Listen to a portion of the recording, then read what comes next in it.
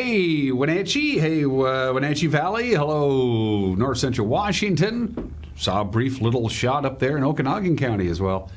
This is Wake Up Wenatchee Valley. We have safely arrived at a Friday, the 21st day of October 2022. I am Dan Kuntz. Friday. You can breathe the air. We're at 65. That's moderate. We'll take it. We'll take anything. Anything's better than 200 and something where we were at yesterday. We're done with this, I think.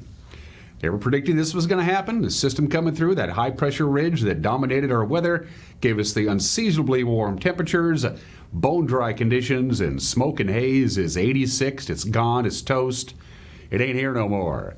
In fact, we've already hit our forecast high temperature for today. We've already gotten there. Our forecast high temperature in mid-50s, we were at 57 in the Wenatchee Valley when I got up this morning at 3:30, and everything looks good. If you like clean air and a little bit of rain, we're going to get a little bit of rain. Not a lot of rain, but enough. We'll take it.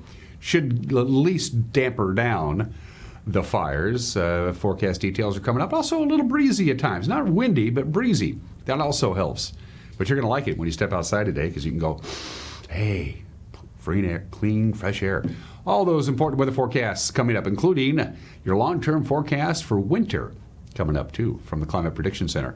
We will have your latest news headlines in the world of sports. We'll preview tonight's Eastmont-Eisenhower game. We'll be broadcasting it. It looks like we don't have to worry about smoke. We were smoked out the last two football games. They had to move them. One of them they canceled altogether. We actually get to do a game again tonight. Hope we remember how. And in the back half of the program, a couple of years ago, Jefferson Robbins, our own Jefferson Robbins, introduced you to Canine Kate, who is the drug-sniffing dog at the Chelan County Regional Justice Center. She sniffs around to make sure there's no contraband making it into the jail. And she and Deputy Jacob Lewis sat down with me because now Kate has been trained to sniff out fentanyl, which is, of course, a problem. We'll talk to the good deputy and, well, we didn't talk to the dog. If the dog talked, now that would be news. But you're going to hear from Deputy Lewis and K9K in the back half of the program. Let's get going on this Friday. It's fun. We're going to be able to see stuff. Haven't been able to do that for a while. Good morning to the Wenatchee Valley. Look at that. You can actually see Birch Mountain. You can see Sunny Slope. That's a nice thing. Hey, don't forget tomorrow's Make a Difference Day. Go to WenatcheeMKDD.com, WenatcheeMKDD.com. You'll see all the projects lined up. Pick one out. Or you can do your own project. You're not locked into the organized ones. You can do whatever you want, so long as you make a difference. The 32nd Make a Difference Day is tomorrow, all day, all over, everywhere. Good morning to the Valley. Camera 2. Downtown Wenatchee. Again, takes about, not a lot of traffic going on. It's still dark. Sun doesn't come up for another 25 minutes or so. 7:28 sunrise this morning. 6:02 sunset tonight. 10 hours and 34 minutes of daylight. We never quite warmed up yesterday. We only got to 61. Which was considerably cooler. It's still warmer than normal, so we went. And it ends today, by the way, I think. 29 or 30 consecutive days with our afternoon high temperature above normal. Good morning to North Wenatchee Avenue from downtown. Camera number 3. Right back up to Billy Goat we go. I think the good captain has that camera zoomed out about as far as it can be zoomed out. That's a large swath of real estate we're looking at there. And as you can see, quite a bit of cloud cover up to the north of us. Most of the rain that's coming our way is going to be relegated to areas around the Wenatchee Valley. We're still going to get some light rain, but we're not going to get a big gully washer. That's not going to happen. We'll take any kind of precipitation at all, please. And camera 4.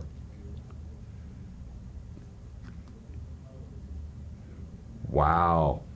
So that's Lake Wenatchee on the left-hand side. You can see Dirty Face. That's in color.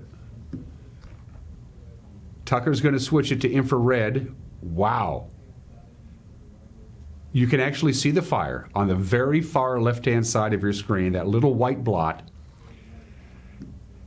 And you can actually, oh, wow, you can see the White River and Irving Peak fire, which is now just one fire, by the way. And the other one is the Minnow Ridge fire. That's the other one that you can see on the very far right-hand side of your screen. So that's an infrared shot.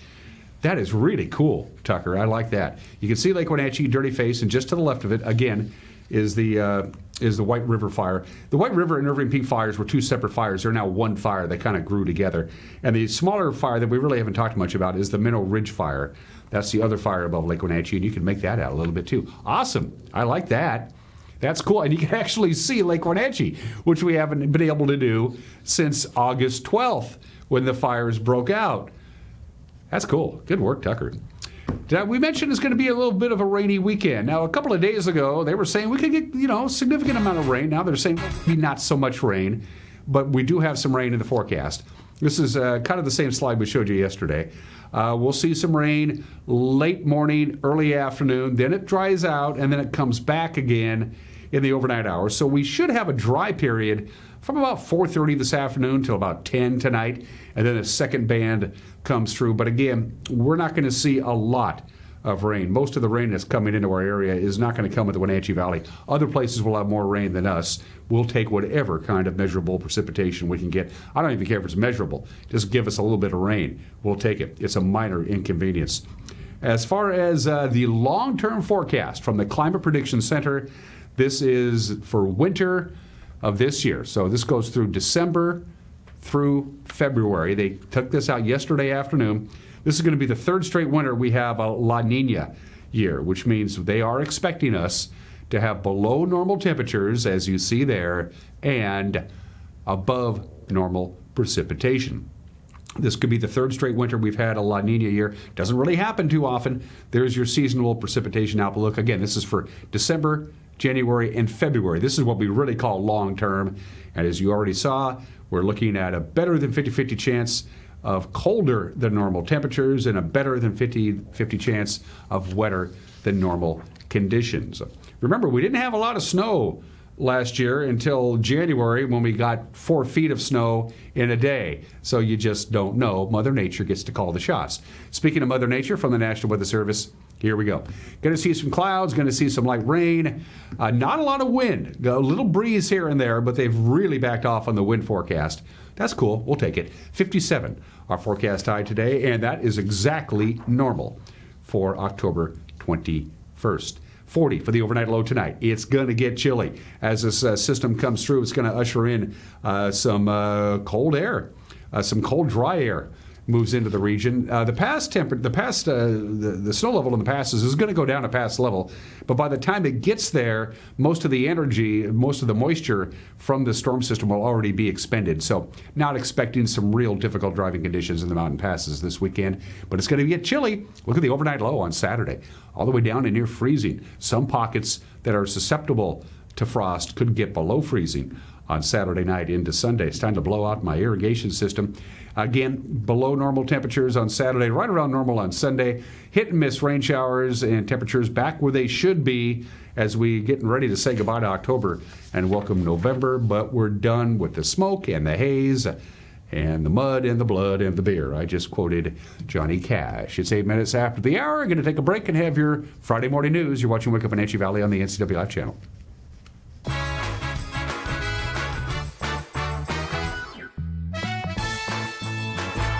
I'm Kim Schreier, and I approve this message. Dangerous. That's how voters describe this out-of-touch politician, Matt Larkin. Because Larkin said he'd cut veterans' health care and supports a national ban on abortion, overturning protections here in Washington and putting women's lives at risk. Larkin even said he, quote, aligns with Marjorie Taylor Greene, and said, quote, this isn't the time for moderation. That's Matt Larkin, the definition of dangerous.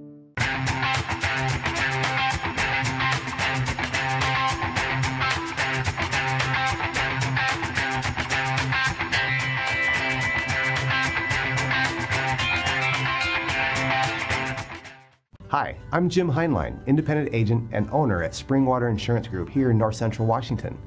And it's that time of year again. October 15th to December 7th, that is the time if you have a Medicare plan, do I want to keep it or do I want to change it?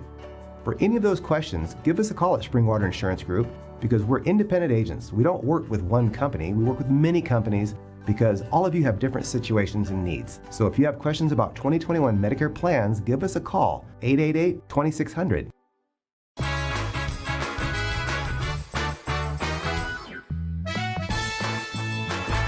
55 degrees, cloudy, air quality is moderate. It's looking pretty good that we're done with this glunky, gunky air, and it looks like October is arriving starting today. It's just about 21 days too late. It's 10 minutes after the hour. Fire officials have been saying, as you know by now, it's going to take some sort of seasonal weather event to get these fires out, or at least tampered down in our region. And we're all hoping that weather event comes today. As we already mentioned, managers on the White River, we showed you the White River, Irving Peak, Minnow Ridge fires just a little bit above Lake Wenatchee. The Bull Creek fire, of course, is burning near Skykomish. All of the folks in charge of these fires said, we've had unseasonable warm temperatures. The fires are much more active than they ever would be for this time of year, or even burning at all, quite frankly. So we have a high probability today of rain. Could be a little bit of light snow in some of the locations of the mountain passes over the weekend.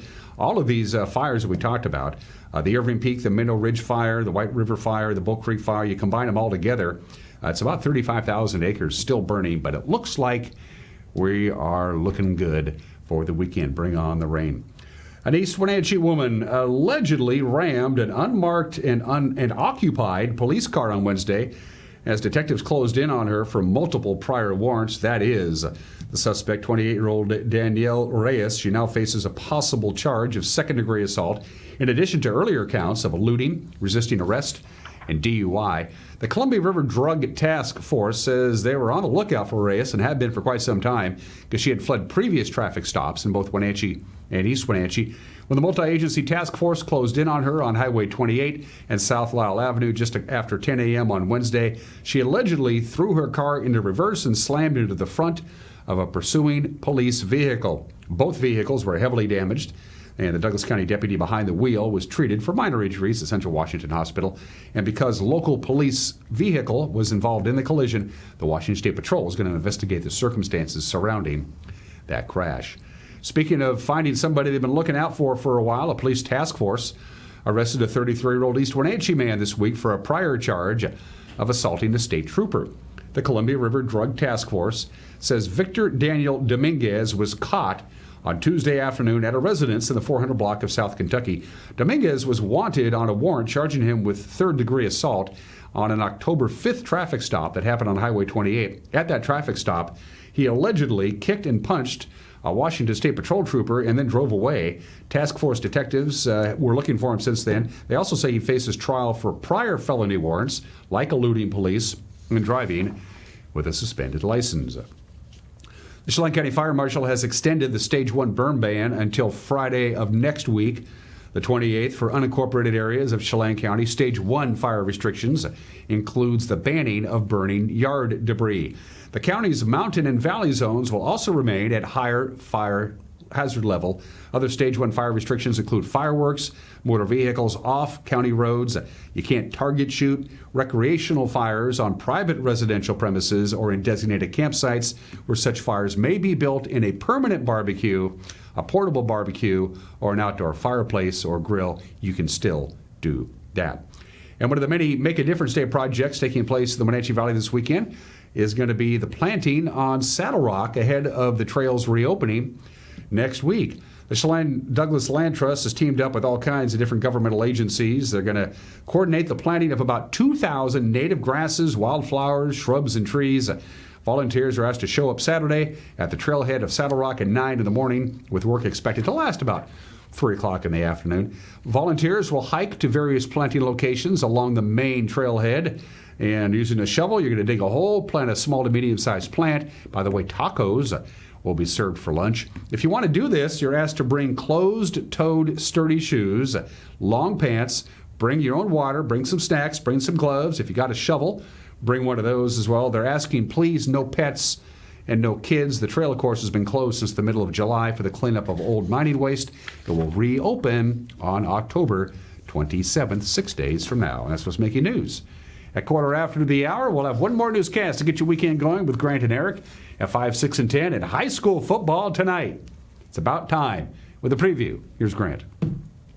Good morning, Dan. Coming up tonight on the NCW Life Evening News, Jefferson Robbins previews the candidates in the race for the Chelan County Commissioner. As advertised, big weather changes in store for us beginning today and running right through next week. I'll let you know what you can expect in your North Central Washington weather forecast. And coming up in sports, Eric Granstrom has results from last night's high school volleyball, soccer, and swim action, and the latest on the Kraken and the Seahawks as they prepare for the Chargers this weekend. That and all the day's news stories coming your way tonight at 5, 6, and 10 on the NCW Life Evening News. We hope you'll join us then. Dan? Thank you, Grant. If you got a news tip or you just want to drop us a note, we'd love to hear from you. You can email us directly, news@ncwlife.com. You can go to our Facebook page, use the Messenger app. We'll get it. Or you can call us at the number that you see on your screen, or go to our homepage, ncwlife.com, and click on the Contact Us icon. Pretty straightforward. All right, when we come back, baseball. Yankees are down 2 games. You probably don't care. I do. We'll talk about that. Preview prep sports, review some of the prep sports action from last night, and a whole bunch more. It's an adult portion of sports, but we don't check identification. It's 1 minute away. You're watching Wake Up in Anchi Valley on the NCW Life channel.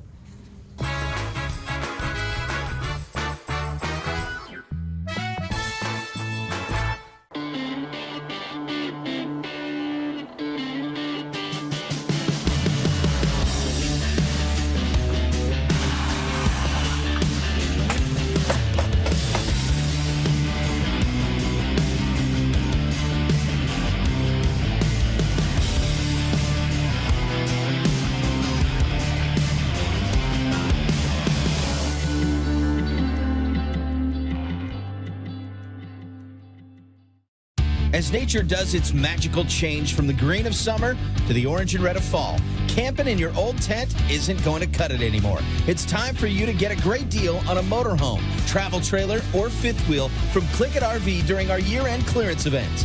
We need to make room for our 2023 models. Get 30% off, 0 down, no payments for 90 days, and receive a lifetime warranty. Come visit us today off I-90 in Moses Lake and see big savings at Click It RV.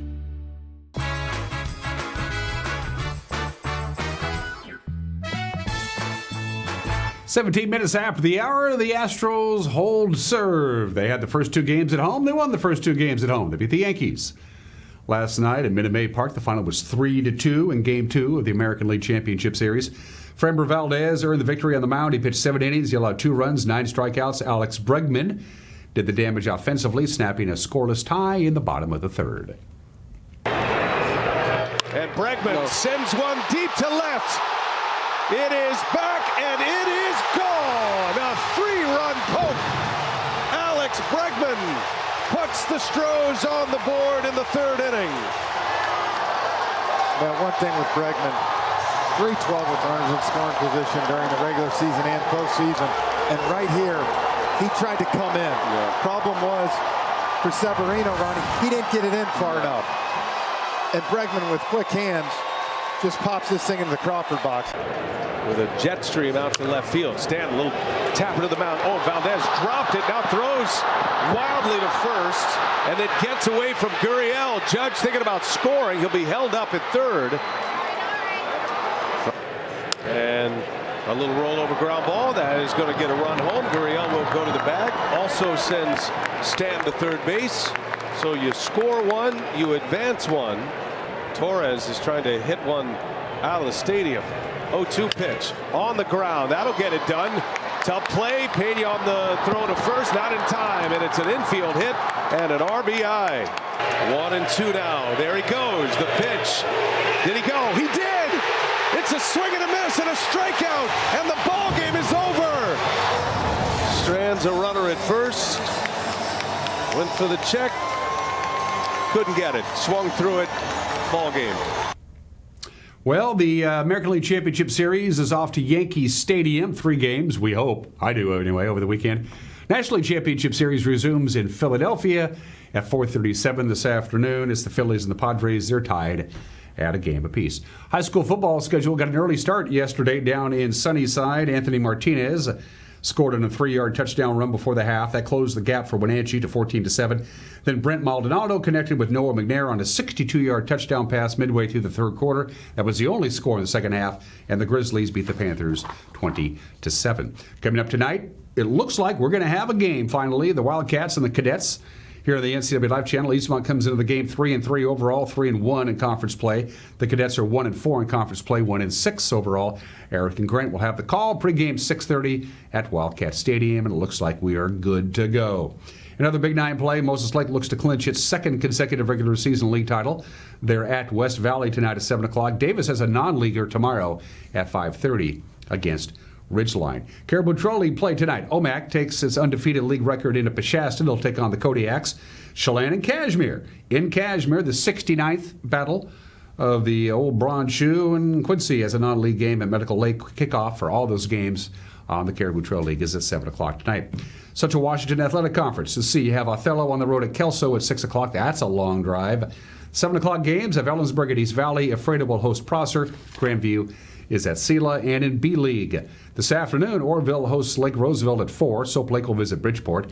Manson travels to Okanagan at 7. And Aniat will welcome Waterville Mansfield. Brewster will take on Tonasket. To the Les Schwab Prep Soccer scoreboard from last night, Wenatchee topped Cashmere in Quincy. They had to move the game to Quincy because of smoke. Ellensburg edged Ephrata 1-0. Chelan beat Cascade in a shootout, and Omak stopped Quincy. It was Okanagan all over Orville, 11-0. Brewster beat Lake Roosevelt. Liberty Bell popped Pateros, and Bridgeport doubled up on Manson. The soccer schedule has this.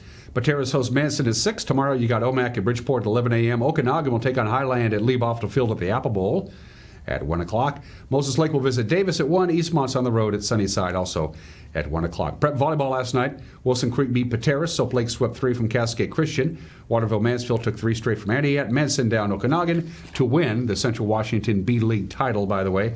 And Lake Roosevelt won their non-league match against Wilbur Creston. In the large schools, Moses Lake and Davis had quite a match last night on senior night for the Mavericks. Moses Lake won the first 2 games, 26-24, 25-20. The Pirates came back to win the next 2, 25-23, 25-22. Then the all-decisive 5th game, won by Davis, 15-8, to take the match. Eastmont had his hands full with Sunnyside last night. They lost the first game, 25-18, and they came back to take the next 3, 25-22, 25-20, 25-16. East Valley handed Ephrata its second loss in CWAC play. Again, back and forth, 5 games, and Omak swept 3 from Quincy in CTL play. The volleyball schedule for tomorrow: Quincy is at Royal at 11:30 in the morning. Cashmere and Chelan are in Freeman to take on the Scotties and Lakeside out of 9 Mile Falls. Aniat visits Soap Lake at 12:30. Omak will host Waterville Mansfield, and Brewster will host Lake Roosevelt in volleyball at 6:30 tomorrow night. The Wenatchee Wild finally have a home game. It's been a while. West Kelowna. They're pretty familiar to us. We've already played each other twice at Royal LePage Place. The Warriors got the better of Wenatchee the first 2 meetings, but the Wild hope to turn the page tonight. 7:05, and then Penticton will be in town tomorrow at 6 o'clock. For tickets, go to WenatcheeWildHockey.com. Seattle Kraken are on the road in NHL play this weekend. Starting tonight, they'll be in Denver to take on the Avalanche at 6 o'clock. Saturday is a travel day, and they'll take on the Blackhawks in Chicago Sunday, and you can watch those games on Root Sports Northwest. If you're a fan of Northwest College football, no games tonight, lots of games tomorrow. Eastern Washington is on the road at Cal Poly. That's at 5 o'clock. You can watch the game on ESPN+. I don't have it. Central Washington is in West Texas to take on A&M at 5 o'clock. Huskies will try to make it 2 in a row. They'll be in the Bay Area, taking on Cal in Berkeley, 7:30 tomorrow on ESPN. And even though the Cougars don't play anybody, they're a 10-point underdog.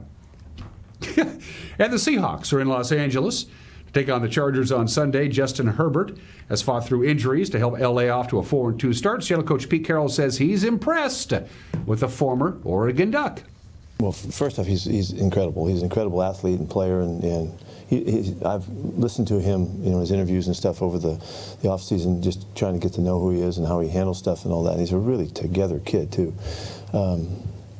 But immediately he reminds you of Josh Allen. That's the big guy that can move around and get outside the pocket and strike you dead. Has all the throws and all of the arm talent and strength that you would ever need. And he's a really good competitor too. Just the fact that he got banged up earlier in the year and just kept fighting through it. Man, that's a difficult injury that he's fought through, and so you got to give him a lot of credit on all levels. Seahawks and Chargers Sunday afternoon. You can watch the game on Fox. I'll be watching baseball. And by the way, there was a game last night in the division. Arizona returned a couple of Andy Dalton interceptions for touchdowns. The Cardinals beat the Saints last night 42-34. San Francisco hosts Kansas City Sunday at 1:25. And the Rams don't play. So the Rams don't play and the Washington State Cougars don't play. Maybe they should play each other. Just a thought. And those are just some of the games that people are playing 25 minutes after the hour. 3 obscure holidays I could have chosen. I could have chosen National Reptile Awareness Day. I am aware that there are reptiles, so I got rid of that. National Pumpkin Cheesecake Day. I love cheesecake, not a fan of pumpkin cheesecake, but this is the Wenatchee Valley. It's the apple capital of the world. We're going to celebrate National Apple Day. If October 21st falls on a weekday, and it does, it's National Apple Day. If it falls on a weekend, they do it on the 30th. I don't know why. Fun facts about apples, as you probably know. Apple trees need about 5 years of growth before they can really start cranking out apples. An average apple tree, just a regular average apple tree, produces about 800 pounds of apples. It takes 30 apples to make 1 gallon of apple cider. How many different apple varieties are there? 8,000 different varieties of apples right here in the United States. There are 2,500 different varieties, but the only apple that's native to the United States is the crab apple. Everything else is brought in from someplace else. And if you have a fear of apples, you suffer from Malus domesticophobia, if you're scared of apples. Or I am not. 26 minutes after the hour. Today in history, 2 significant discoveries happened on the exact same date 502 years ago. The first one is much more important than the second one. Ferdinand Magellan and his crew on their trip around the globe found the shortcut named after him. There it is. Used to have to go all the way around the tip of South America, stormy seas, icebergs, gale force winds, and then Ferdinand said, hey, is that a shortcut? Let's go. And they took the shortcut, and he discovered the Strait of Magellan, which is now named after him. And that's what mariners use now. And you're not allowed to pilot your own ship through the Strait of Magellan. The laws in Chile are very simple. If you want to go through it, somebody else has to pilot the ship because they know the waters and the captains usually don't.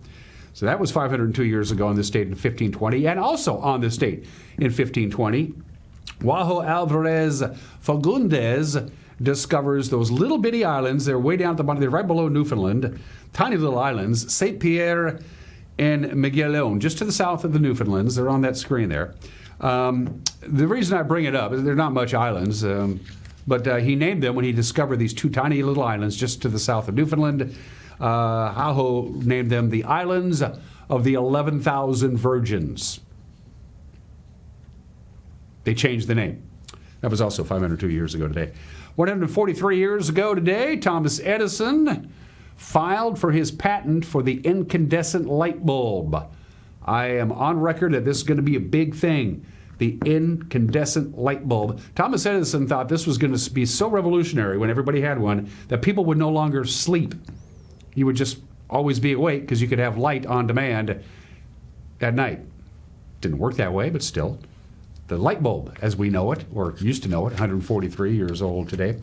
56 years ago today, when you mine coal, there's a lot of waste that isn't coal, and they pile it up in these big piles next to the coal mines, and it rained and rained and rained in Wales for days on a time, and I just got inundated with water. All of this soil, and then the tip collapsed, slid down and into the village of Aberfan in Wales.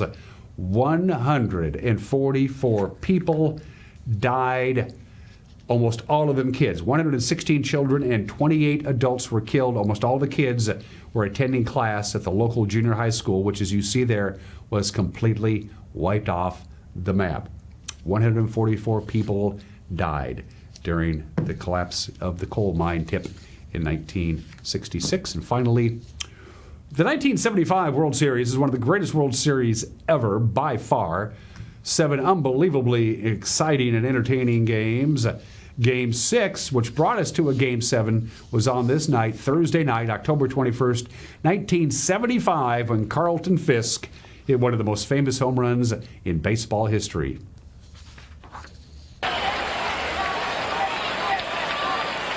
And the wind blowing out. We've had 3 homers tonight, all to right field or center field. Carbos was to dead center. The other 2 to right. There's a ball.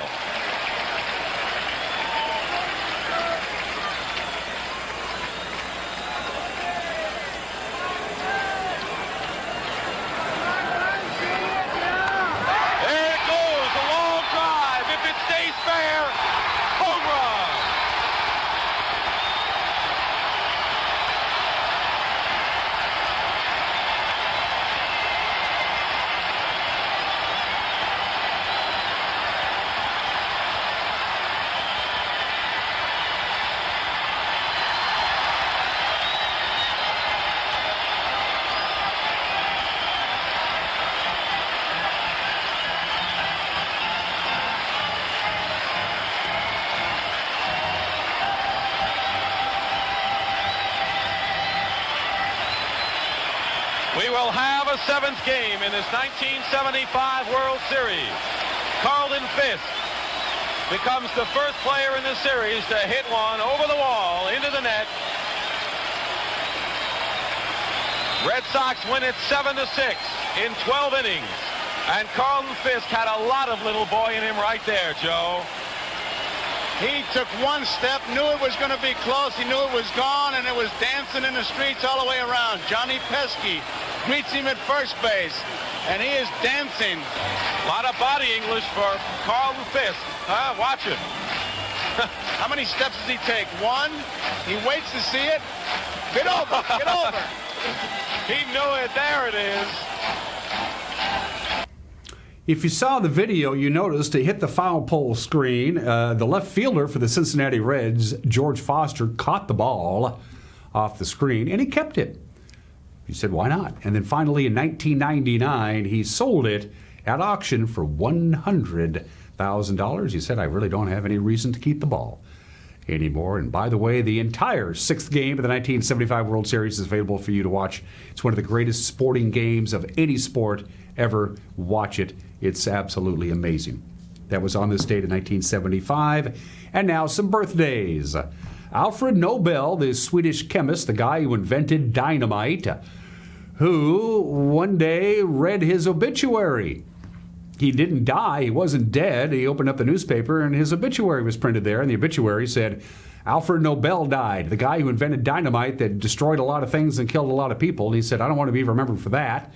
I'm not dead yet. So he took his millions, his fortune that he made by inventing dynamite, and he began the Nobel Prizes for a little, he goes, I'm not going to die known as the guy who killed a lot of people and destroyed a lot of things. So that's how the Nobel Prizes came to be known. Alfred Nobel, born in the state in 1833. Edward Charles Whitey Ford, a native of New York City. His lifetime winning percentage of .690 is the highest winning percentage of any pitcher in baseball history. 16 seasons, all with the Yankees, his hometown team. He won 11 pennants and 6 world championships. Number 16, retired by the Yankees in the Baseball Hall of Fame, class of 1974. We lost Whitey Ford 2 years ago at the age of 91, the great Whitey Ford. Steve Cropper, one of the greatest guitarists ever. The guitarist with Booker T and the MGs. He's played with everybody you can possibly think of, and probably 4 people you can't think of. Steve Cropper, the guitarist, is 81 years old today. And, well, her.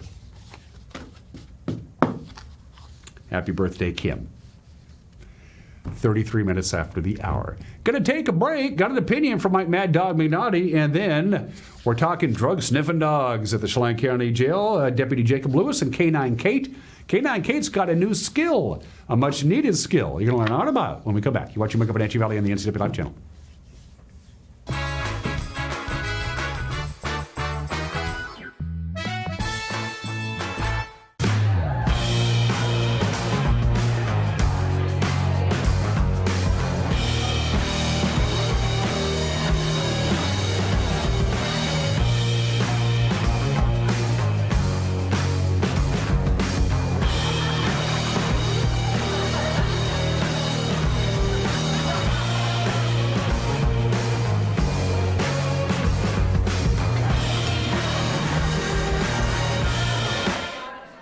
D&L Army Surplus in Wenatchee is stocked with items for the whole family, from ammo to collectibles and so much more. D&L Army Surplus, your one-stop shop for military surplus, survival, camping, and tactical gear. Bring the whole family and stop on by today. Connect with us on Networked as we introduce you to the people and organizations who are leading innovation in the region. Get inspired, engaged, and networked right here on the NCW Life channel.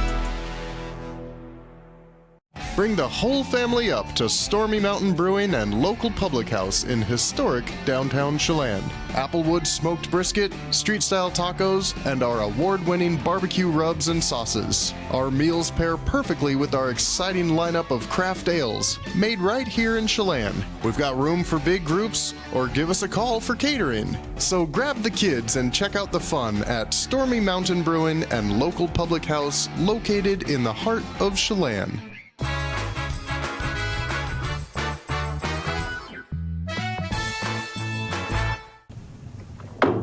This is Mike Mad Dog McNaughty, and everybody is entitled to my opinion. Now, Liz Cheney said something scary after her defeat in the recent primary due to her refusal to drink the personality called Kool-Aid of Donald Trump. For her voting to impeach Trump, despite the personal loss it caused her, I give her high marks in integrity. However, the scary thing is, she said that it might take several election cycles for things to straighten out. Man, let's hope this Democratic Republic can weather that storm. This is Mike Mad Dog McNaughty, and that's my opinion.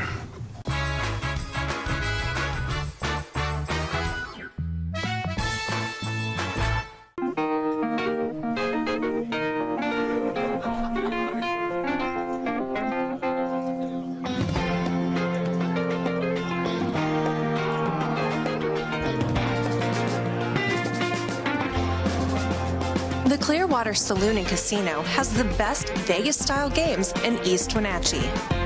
Come enjoy yourself and discover the nightly action. Win big and meet new friends at the Clearwater Saloon and Casino.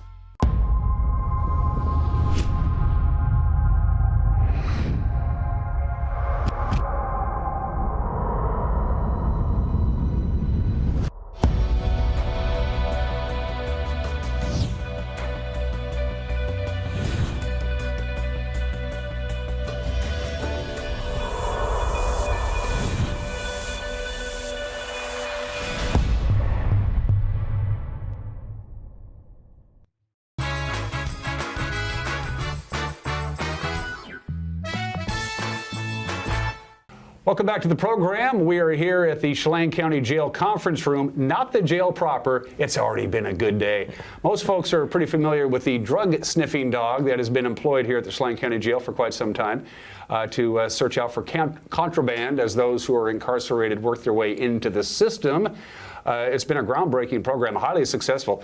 Deputy Jacob Lewis is the man who was put in charge of it. You were, correct me if I'm wrong, Deputy, you were in the regular jail rotation as a guard and that kind of deal, and then when this was rolled out, you kind of got the gig to take over and bring Kate into your family. Correct. So I spent about 2 years over in the jail doing, jail stuff on the floors, working the floors, doing booking, things like that. When the opportunity came in, I decided I'm going to try, and I applied for the position, and I was selected. So. How does one interview for I need to handle a dog that sniffs drugs? That must be an interesting It was an interesting. They put me in front of a 3-person panel. 2 of the people on the panel were handlers themselves, one with the sheriff's office, one with DOC, and then we had one of our sergeants, who's my supervisor, Sergeant Jeremy Riggin, on the board. And then they put me through a actual practical where they brought in a couple dogs to see how I would handle. Obviously, I didn't need experience. They just said, walk with the dogs. One was trained, one was untrained. And then they put me through an actual test where they had me write a report about the whole experience and just to see my aptitude on report writing, things like that, documentation. So, and they scored all that together, and that's how I was selected.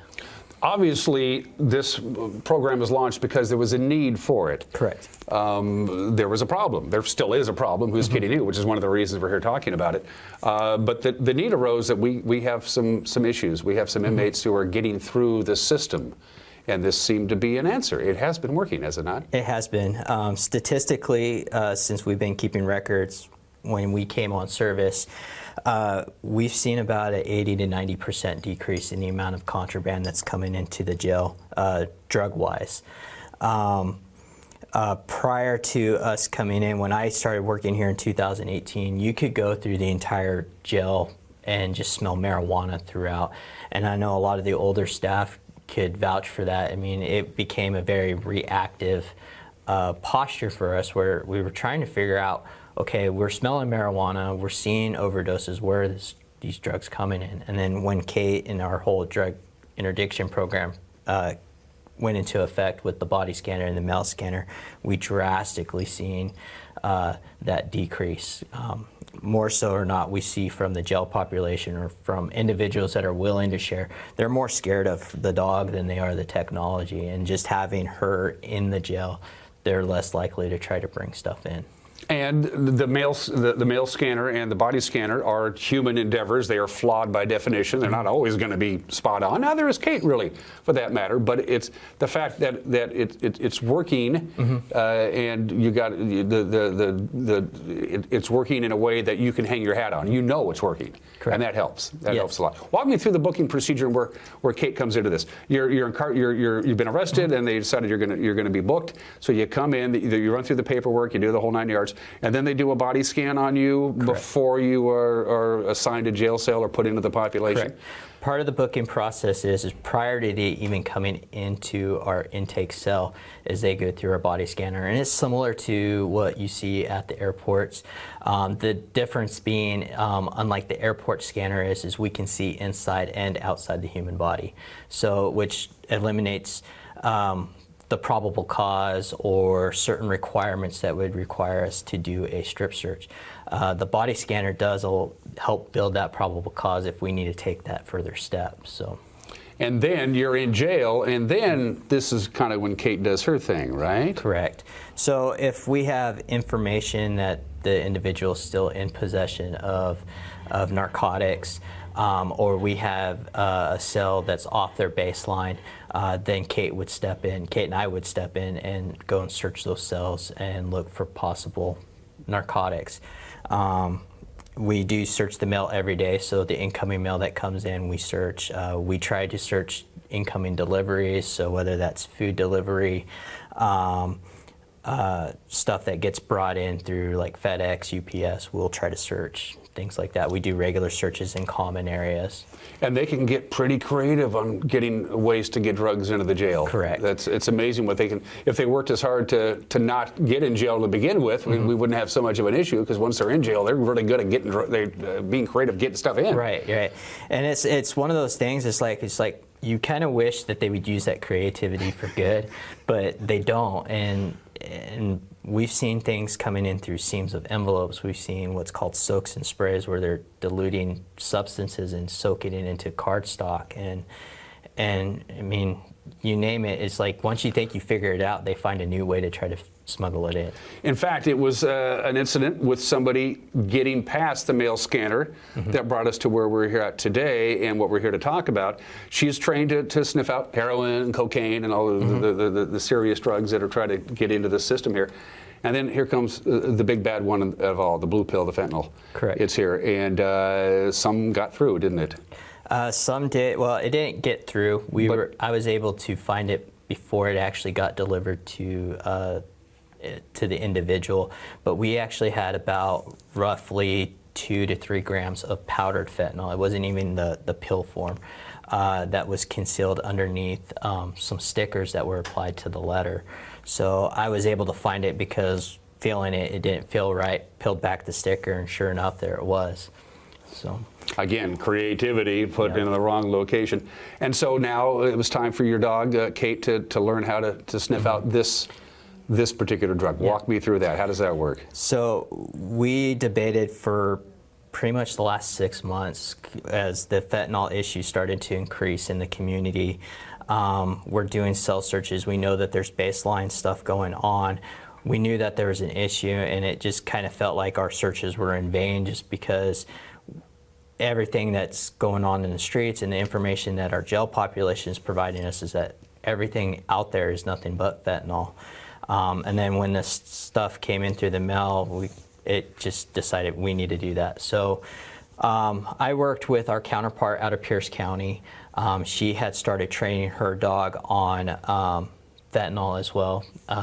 However, she found a safe alternative. Basically, it's an odor only that they have created with like a rubber membrane with FDA and DEA certified fentanyl. So they soak it in the odor and then they ship it out, allow trainers to train their dogs. So I spent about 2.5 months training her on this odor-only items. We did have some blue pills that came in through the facility that we were able to confiscate, and so we were testing her on the actual stuff, and she's been fantastic in locating those items. Our state training that we had earlier this year, we had the opportunity to work with some handlers that brought live fentanyl. So they set that out to test some dogs that had been training on that, and she was one that excelled at it. So at what point did the epiphany happen? That, oh, she gets it. She knows this is fentanyl and this is her behavior. When did you realize, hey, I think we got it? Basically, at our state training with the real stuff, I mean, we've been using the odor only up until that point, and she had been excelling. A lot of it is just we set it out in the open. I know where it's at. Command her to sit just to get her into that routine. Okay, I need to sit on this, and then she gets her reward for that. Then we start transitioning to actually hiding it or having other individuals hide it for us. So I don't know where it's at, and I know it's a true test. The state training was one of those true tests where somebody hid it for us, and we took her in, did our search, and she found it. And it's been working? I mean, how long has this been going on specifically in regards to fentanyl? We have been doing this, again, training for about 2.5 months. She's been officially good to go to find it for about almost a month now. So since then, we haven't had any fines yet, but it's just a matter of when we're going to be able to find that. But we know that from the training and the test that she did, that she'll be able to find it with no problem. Does Kate need a refresher course every once in a while? Say if you go like 2 months and it's working, they're not smuggling any drugs into the jail. Can she like forget how to speak Spanish because she didn't speak Spanish for a while? That kind of deal. She won't forget it, but we are required by the state to have a certain amount of training hours. We should be maintaining about 16 hours of training per week. We do train with State Patrol once a month, and then we get our state training biannually through that, so it's about 24 hours when those state trainings occur. So between the stuff that we do in-house and things that we do with other trainers, we maintain our training hours every month. How is it safe for the dog? I mean, this is a deadly drug. I mean, a very deadly drug. Doesn't take a lot to exit your earthly vessel, so to speak. How do you keep her safe from fentanyl if she's out sniffing for it? So we had a nonprofit, Canines of Valor, that was kind enough to donate a Narcan kit just for her. So I carry Narcan on her, or on myself for her. I also have additional doses that I carry for myself. And then we actually have Narcan spread out through the facility at each unit. So we have Narcan available for her. And then we have our vet on call in case she does come in contact with that substance. So my goal is obviously her safety is number one. But if she does, we'll administer the Narcan, get her stable, and then I'll get her to a vet as soon as possible. Chelan County Regional Justice Center, the Chelan County Jail, the pros here, and your friends, your cohorts over in Pierce County, they're the only two who have this drug-sniffing canine available at your local. What's going on with the other 37 counties and other municipalities? How come they're not on board this? A lot of it has to do with budgeting and trying to get this program. It's a lot. You're pulling a staff member from the floor that has to be essentially dedicated. Their whole world revolves around their dog and the program and trying to stay on top of the drug trends and everything like that. My whole day is just, it revolves around this whole program. So a lot of it is staffing issues, a lot of it's budgeting issues. We do have a lot of jails that are interested. Our director recently did a conference over in Alabama, and a lot of jails were interested. How do they get their program started? What's the starting point of that? We have Nisqually Tribal Corrections that have reached out that are looking into trying to start theirs. And I've just recently had a colleague of mine from Clark County who's been given the okay to start researching how to start their own program. So. But starting this program took a lot of work, didn't it? Correct. Yeah, well, just to give us a brief rundown on how they even began here in Chelan County. So there was a lot of research done by our jail administration on how to start the program. They got in contact with handlers from Washington State Patrol, Department of Corrections on how to start that program. Once they were able, they selected their handler, which was me. They said, here's our research, let's move forward with it. So it was a lot of fundraising to get the budget to the funding to get our program up and running. And then once we came back from training, we had our dog, and it's been a live experience. We're changing things. We're looking at, okay, this works, this doesn't work, this is what we need to do. So even today, we're still, adjusting and figuring it out. But we've gotten a big portion of it down that we can assist other jails if they want to start their own program, saying this is what's worked for us, this is what could work for you. Again, we're talking to Deputy Jacob Lewis. So walk me through a typical day for you. Just a couple more questions, I'll cut you loose. I know you're busy. So you just walk up and down the aisles, and all of a sudden Kate sits down and you take a look-see? How does that work? Walk me through a typical day. So in a typical day is when we first came back, it was a lot of walking up and down through the cells, seeing where she would show interest in doing searches. Now our typical day is basically doing a lot of intel work. So we're listening to phone calls, we're watching video visitations. We do the mail every day still.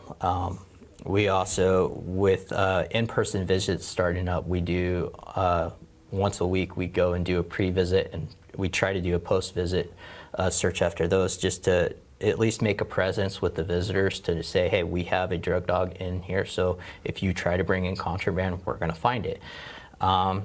We do random searches in common areas, like areas that our workers go into, medical areas. We do search a couple of the hallways, things like that. So that's typically what our day is. The occasional patrol car, is that part of the deal? Does she hop in the back seat and take a little?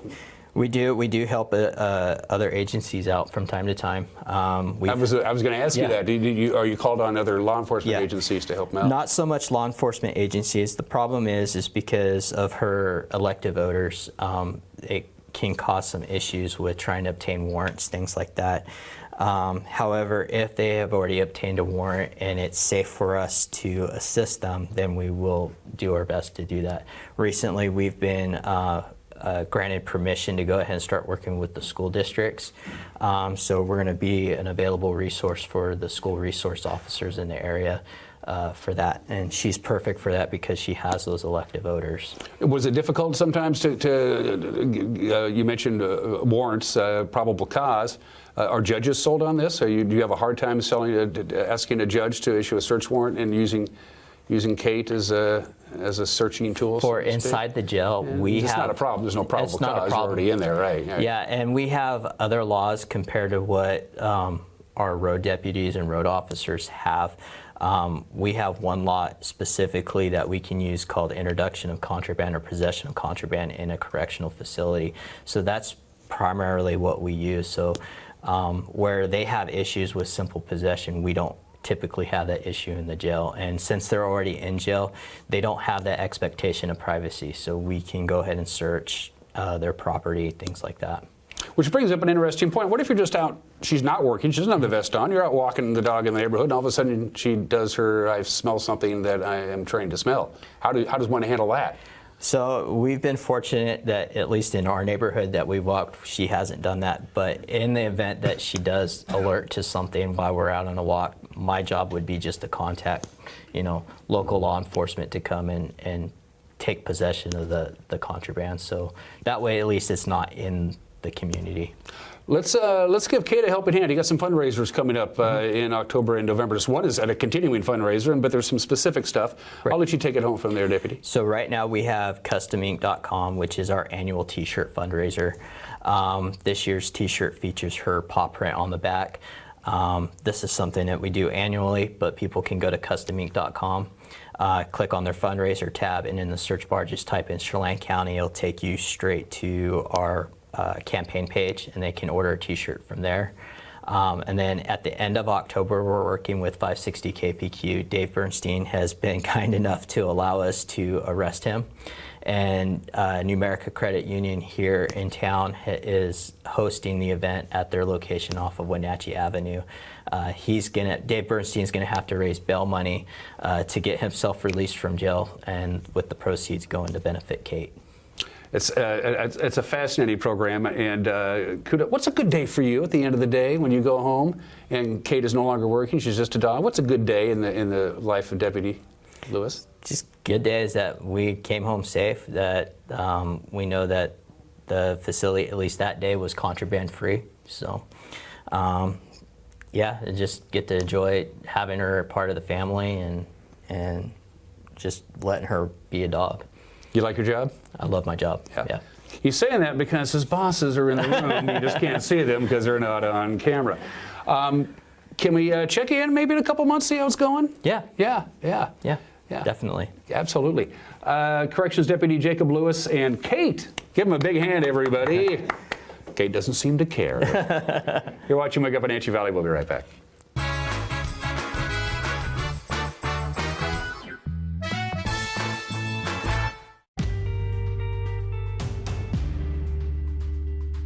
Election season is heating up, and the NCW Life channel is putting local candidates in the hot seat. Join us starting at 8 a.m. Sunday as we interview the contenders for Chelan County Sheriff and the Chelan County Board of Commissioners. Tune in for these in-depth conversations so you can vote with confidence. That's 8 a.m. Sunday and again throughout the week on the NCW Life channel.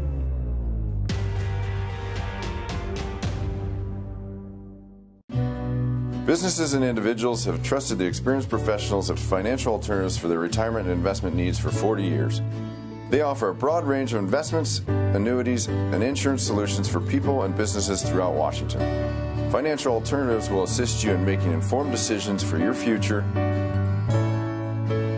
Call Financial Alternatives today and meet with their advisors.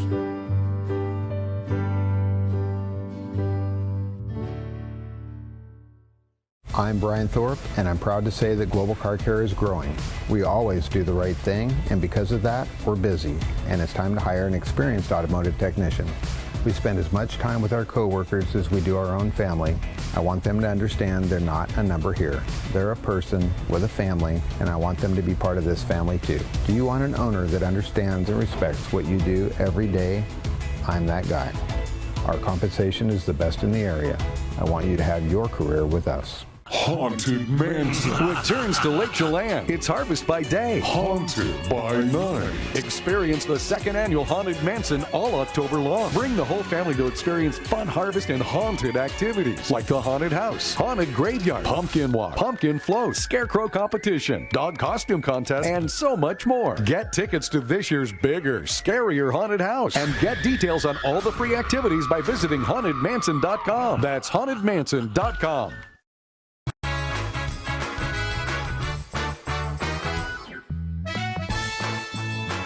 Look at that. We can actually see Lake Wenatchee. Haven't been able to do that in a while. I'm going to throw two numbers your way as we wrap up this Friday edition of Wake Up Wenatchee Valley. One number is 52. 52 is the current temperature outside. We've cooled down a little bit. It's actually 57 degrees when I woke up this morning. The other number in the 50s I'm going to throw your way is 58, which is our current air quality in the Wenatchee Valley. That's moderate. We'll take it.